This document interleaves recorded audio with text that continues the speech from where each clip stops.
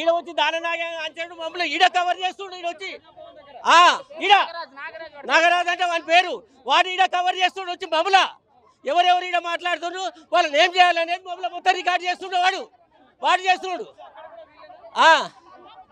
అన్ని ఇప్పుడు ఈడ ఉడకగా మమ్మల్ని బతకనిచ్చకుండా చేస్తుండు వాడు. మాట్లాడితే వీడు తీసుకురా బాబా అని మమ్మల్ని గట్టిగా మాటలను తీసుకుపోయి చంపేయడానికి ప్రయత్నం చేస్తే దాననేంద్ర మనిషి ఇప్పుడు వచ్చిన మనిషి. దయచేసి ఆయనను కాపాడండి మమ్మల్ని. దాననేంద్ర ఇప్పుడు మా 32 ఇళ్ళని కబ్జా చేద్దామని చూశాడు. మేము దాని గురించి ఇక్కడికి వచ్చినాము. ఇక్కడికి వచ్చి చెప్తుంటే దాననేంద్ర మనిషిని పంపించేసి అనసరిని పంపించేసి ఎవరు గట్టిగా మాట్లాడతారో వాళ్ళ ఫోటోలు తీసుకుపోయిస్తే మమ్మల్ని చంపేయడానికి ప్రయత్నం చేస్తుంది. ఇప్పుడు మీకు వాళ్ళు ఎవరైతే వచ్చారో వాళ్ళను కస్టడీకి తీసుకున్నాము ఏమున్నా మీ ప్రాబ్లం సాల్వ్ చేస్తామని పోలీసు వారు కూడా చెప్పారు. అది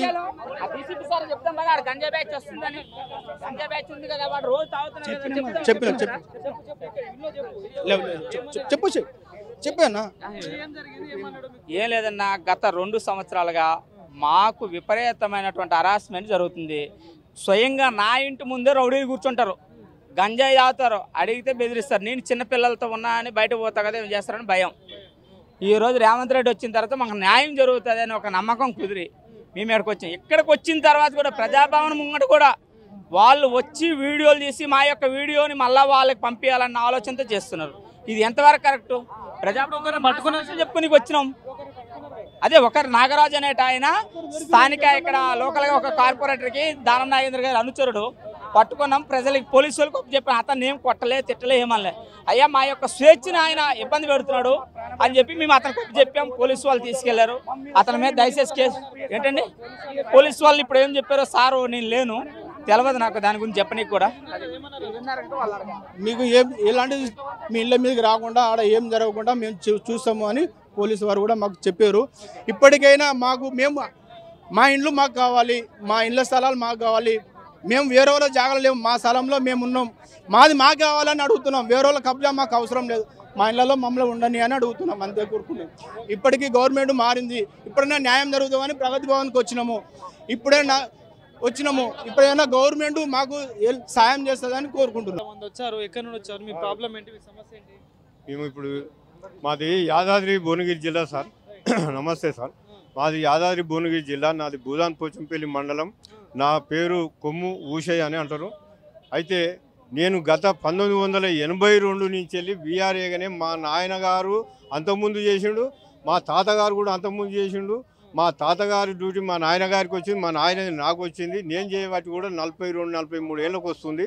అయితే నేను ఇప్పుడు మా వీఆర్ఏలు మేము 55 సంవత్సరాలు పైబడినటువంటి వాళ్ళ సమస్య గురించి మాట్లాడేది.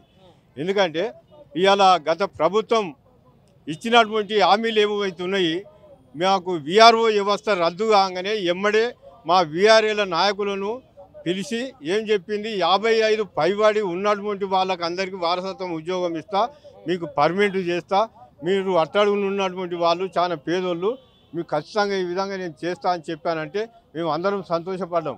ఎందుకంటే గత ప్రభుత్వం ఇచ్చింది హామీ. అయితే ఇప్పుడు తీరే చూసే వరకల్లా ఈ యొక్క అనుభవం లేనటువంటి వాళ్ళ మాటలు పట్టుకొని అనుభవం లేనటువంటి వాళ్ళు లీడర్గా తయారయ్యి మేము రాష్ట్రం మొత్తం మీద 23,000 మంది వీఆర్ఏలు, అందులో ఎగ్జామ్ రాసి వచ్చిన వాళ్ళు 33,000 మంది, 20,000 మంది ఏమో ఈ వారసత్వంగా వచ్చినటువంటి వాళ్ళు. వీళ్లకు జరుగుతున్నటువంటి అన్యాయం ఏంటి అంటే ఇప్పుడు 61 వయసుకు సంబంధించినటువంటి వాళ్లకు రిటైర్మెంట్ చేసి వాళ్ళ వారసులకు ఉద్యోగం ఇస్తామని చెప్పి అప్లికేషన్ తీసుకున్నారు.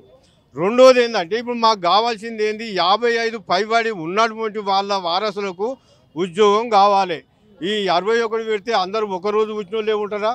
కాబట్టి మరి దాన్ని కూడా ఆలోచించి మాకు న్యాయం చేయాలి. మాకు 55 పైబడి 61 లోపు ఉన్నటువంటి వాళ్లకు ఏదైతే గత ప్రభుత్వం ఇచ్చిందో ఆ ప్రభుత్వం చేసిన తప్పుల వల్ల మా జీవితాలు బజార్పాలు అయినాయి. కాబట్టి ఇప్పుడు ఉన్నటువంటి ప్రభుత్వాన్ని కూడా మేము పాదాభివందనం చేస్తున్నాము. మా వీఆర్ఏల న్యాయమైన సమస్యను మీరు దృష్టిలో పెట్టుకొని పరిష్కరించాలి. మేము ఖచ్చితంగా మాకు వారసత్వం ఉద్యోగం 55 సంవత్సరాలు పైబడి 61 లోపు ఉన్నటువంటి వాళ్లకు వారసత్వం ఉద్యోగం ఇవ్వాలి. మేము వీఆర్ఏలుగానే కొనసాగుతాము, లేకపోతే మేము వీఆర్ఏలుగానే కొనసాగు, మాకు కనీస వేతనం పెంచి మమ్మల్ని వీఆర్ఏగానే కొనసాగించాలని మేము కోరుకుంటున్నాము. ఎందుకంటే ఇవాళ నాకు ఇంత ఏజ్ వచ్చింది, 59 ఏళ్ళు వచ్చింది.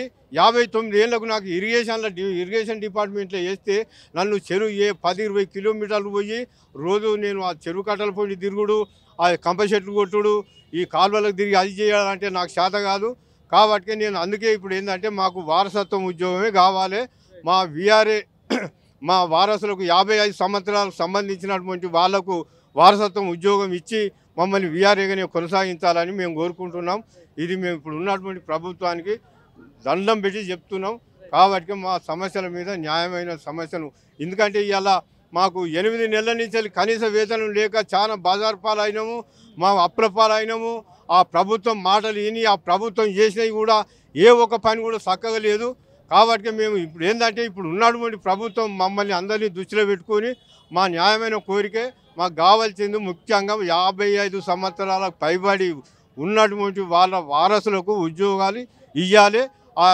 మా విఆర్ఏనే కొనసాగుతామని చెప్పి మేము కోరుకుంటున్నాం.